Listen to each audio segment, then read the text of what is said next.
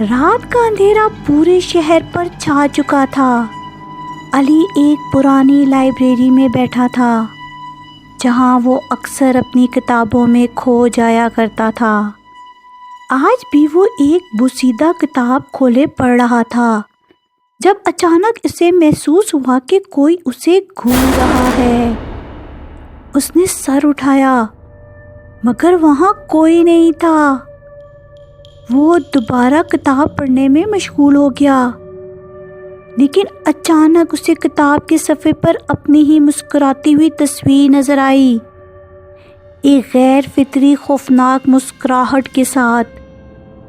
علی نے گھبرا کر کتاب بند کر دی اور ارد گرد دیکھا، مگر سب کچھ معمول کے مطابق تھا۔ وہ جلدی سے اٹھا اور گھر کی طرف چل دیا، لیکن راستے میں اس کو ایسے لگا کہ کوئی اس کے پیچھے آ رہا ہے۔ وہ ہر بار جب مڑ کر دیکھتا کوئی نہیں ہوتا، مگر جیسے ہی وہ دوبارہ چلنے لگتا سرگوشیوں کی آوازیں آنے لگتی۔ گھر پہنچ کر علی نے سکون کا سانس لیا اور آئینے میں جھانکا، مگر اگلے ہی لمحے اس کی چیخ نکل گئی۔ آئینے میں اس کی اپنی شکل کی جگہ ایک بھیانک چہرہ موجود تھا جو اسی کی طرح نظر آ رہا تھا، مگر اس کی آنکھیں سیاہ، ہونٹ کھچے ہوئے اور وہی خوفناک مسکراہٹ۔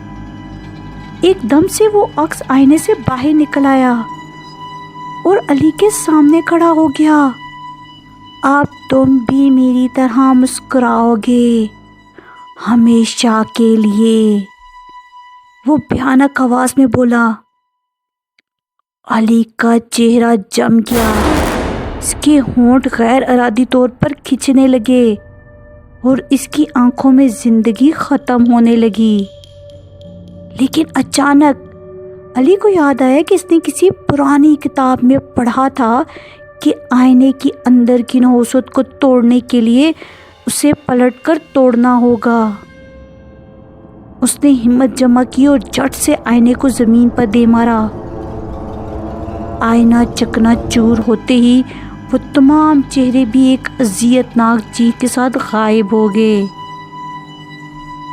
علی گھٹنوں کے بل زمین پر گر پڑا۔ اس کی سانس پھولا ہوا تھا، لیکن وہ جانتا تھا کہ وہ آج بچ گیا ہے۔ سب کچھ معمول پر آ چکا تھا۔ لیکن کچھ دن بعد علی نے وہی پرانی کتاب دوبارہ کھولی اور اس کے آخری صفحے پر ایک تحریر دیکھی۔